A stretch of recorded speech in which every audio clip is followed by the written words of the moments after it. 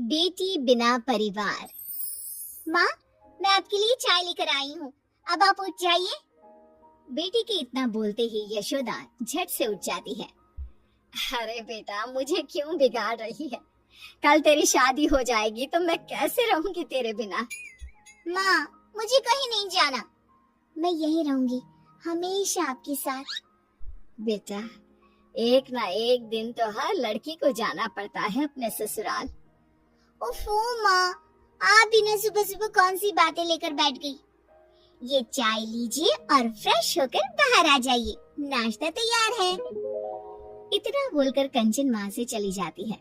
कंचन की बढ़ती उम्र देख यशोदा को उसकी शादी के ख्याल आने लगते हैं, जिसके बाद वो कंचन के लिए लड़का ढूंढना शुरू करती है। कुछ दिन बाद। कंचन, कहाँ है तू? देख, मैं तेरे लिए चॉकलेट लाया हूँ। चॉकलेट देखकर कंचन खिलखिलाकर हंसने लगती है।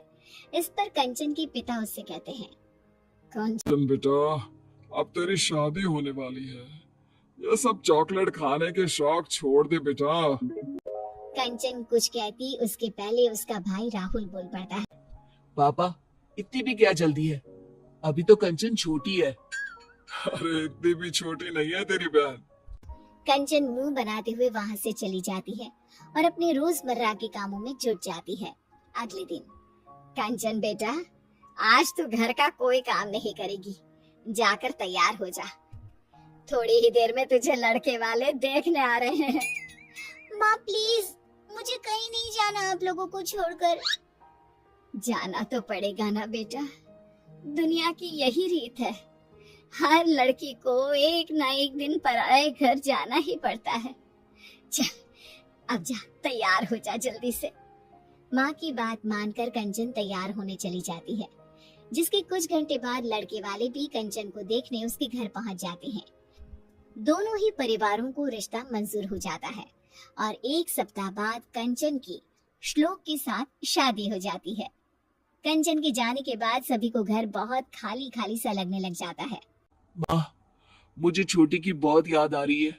वो होती तो अभी पूरे घर में इधर से उधर नाच रही होती।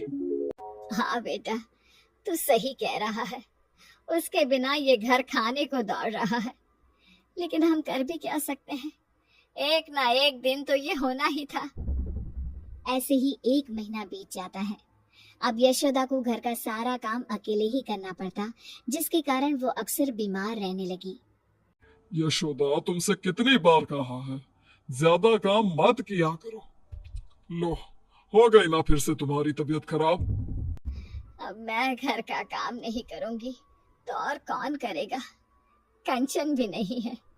मेरी बेटी ने आज तक कभी मुझे कोई काम नहीं करने दिया, जिसके कारण अब मेरा शरीर काम का ज्यादा भार सहन ही नहीं कर पाता। क्यों ना हम राहुल की शादी करवा दे, बहू आएगी तो तुम्हारी भी थोड़ी बहुत मदद हो जाएगी। हाँ, ये अच्छा आइडिया है। घर वाले शादी की बात शुरू करते हैं और देखते ही देखते कुछ महीनों में राहुल की शादी अंजलि नाम की लड़की से हो जाती है और घर में आते ही अपने व्यवहार और स्वभाव से अंजलि सभी का दिल जीत लेती है। शादी के कुछ दिनों बाद। बहू, जरा चाय तो पिला दो, सुबह से चाय नहीं पी है।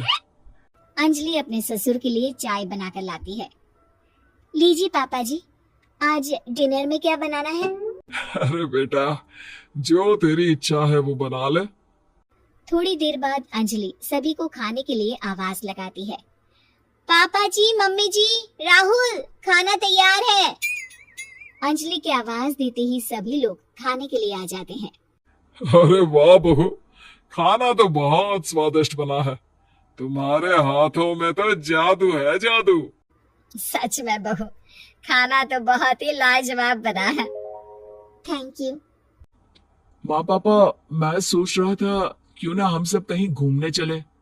हम सब क्या करेंगे जाकर बेटा, तेरी अभी नई नई शादी हुई है, तू बहू को लेकर जा। नहीं मम्मी जी, आप लोग नहीं जाएंगे तो हम भी नहीं जाएंगे।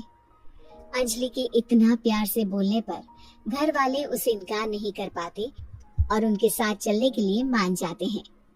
एक काम करते हैं, साथ में कंचन को भी ले चलते हैं। बहुत दिन हो गए उससे मिले भी नहीं। हाँ हाँ, क्यों ना हम कंचन दीदी को सरप्राइज दें। वो तो खुशी से पागल हो जाएगी। ठीक है, फिर मैं आज ही उसे यहाँ आने को बोलती हूँ। उसके बाद हम सब उसे सरप्राइज देंगे, फिर सब साथ में घूमने जाएंगे। फिर क्या था। यशोदा तुरंत कंचन को फोन मिलाकर बैठ जाती है, जिसमें दोनों माँ बेटी की लंबी बातें चलने लगती है। और उसी में, तुझे पता है कंचन, तेरी भाभी बहुत अच्छी है। जरूर पिछले जन्म में मैंने कोई अच्छे कर्म किए होंगे जो मुझे अंजलि जैसी बहू मिली है। अपनी माँ के मुंह से किसी और की इतनी तारीफें सुनने के बाद कंचन को अपनी भाभी से जलन होने लगती है। माँ, आपको नहीं लगता आप कुछ ज्यादा ही बहू की तारीफ कर रही हैं? कहीं भाभी आपके हाथ से फिसल ना जाए। अरे नहीं नहीं बेटा, वो ऐसी नहीं है। तू एक काम कर, कुछ दिनों के लिए यहीं आ जा। इसी बहाने अपनी भाभी को अच्छे से पहचान लेना। भाभी से तो अब मुझे मिलना ही पड़ेगा। उन्होंने उस घर में मेरी जगह जो ले ली है। अगले दिन कंचन अपना सामान लेकर मायके पहुंच जाती है, जहां अंजलि उसके लिए चाय नाश्ता लेकर आती है। दीदी, तुम्हारे ससुराल में सब कैसे हैं? मेरे ससुराल में सब ठीक है। आप यहाँ का बताइए कि सारा काम आप बराबर कर लेती है ना? माँ से तो नहीं करवाती का? अरे कैसी बात कर रही हो आप दीदी? मैं भला मम्मी जी से कोई काम क्यों करवाऊंगी? ऐसा होना भी नहीं चाहिए, वही आपके लिए बेहतर होगा। कंचन, ये क्या तरीका है अपनी भाभी से बात करने का? हाँ माँ, अब तो आपको मैं ही गलत लगूंगी ना। ऐसा नहीं है कंचन, तुम गलत समझ रही हो। आपसे तो मुझे बात ही नहीं करनी। इतना कहकर कंचन अपने रूम में चली जाती है। अंजलि बेटा, कंचन की बात का बुरा मत मानना। उसका अभी शायद मूड खराब है। कोई बात नहीं मम्मी जी, मुझे उनकी बातों का बुरा नहीं लगा। अगले दिन अंजलि रसोई में खाना बना रही होती है, तभी वहाँ कंचन आ जाती है। भाभी आप रहने दीजिए, आज खाना मैं बना देती हूँ। अरे नहीं नहीं दीदी, आप मेहमान हो, कुछ दिन आराम करने का मौका मिला है, मैं आपसे काम नहीं करवा सकती। मैं मेहमान नहीं, बेटी हूँ इस घर की। आप जाकर बैठिए, मैं खाना बना देती हूँ। कंचन की जिद के आगे झुकते हुए अंजलि वहाँ से चली जाती है। थोड़ी देर में कंचन का खाना बनकर तैयार भी हो जाता है। आ जाइए सभी, मैंने खाना बना दिया है। कंचन की आवाज सुनकर सभी लोग आ जाते हैं और खाना शुरू करते हैं। आज बड़े दिनों बाद तुम्हारे हाथ का खाना खाकर मजा आ गया बेटा। मैं तेरे खाने को बहुत मिस करता था। सच में आज तो मजा ही आ गया। कंचन, तेरे हाथों में तो जादू है बेटा। मैं तेरे हाथ का बना ये खाना हर रोज मिस करती थी। सभी के मुंह से अपने लिए तारीफ सुनकर कंचन की आंखों से आंसू बहने लगते हैं। वो अपने आंसू पोंछते हुए कहती है, क्या सच में आप लोगों ने मेरे हाथ के खाने को मिस किया? मुझे तो लगा था आप लोग मुझे भूल ही गए हैं। अरे ऐसे कैसे भूल सकते हैं हम तुझे? तू बेटी है इस घर की, कोई खिलौना थोड़ी ना है जो भूल जाए। और तुझे यहाँ बुलाने का आइडिया तेरी भाभी का था। हम लोग कहीं घूमने का प्लान कर रहे थे, तो सोचा तुझे भी साथ ले जाए। मुझे माफ कर दीजिए भाभी, मैंने आपके बारे में कितना गलत सोचा। मुझे लगा आपके कारण अब कोई मुझसे प्यार नहीं करता। अपनी जलन के कारण मैंने आपके साथ कितना गलत व्यवहार किया। हो सके तो मुझे माफ कर देना भाभी। अरे नहीं नहीं दीदी, आपको माफी मांगने की कोई जरूरत नहीं है। आप तो बिल्कुल मेरी छोटी बहन जैसी हो। आप इस तरह माफी मांगोगी तो मुझे बिल्कुल अच्छा नहीं लगेगा।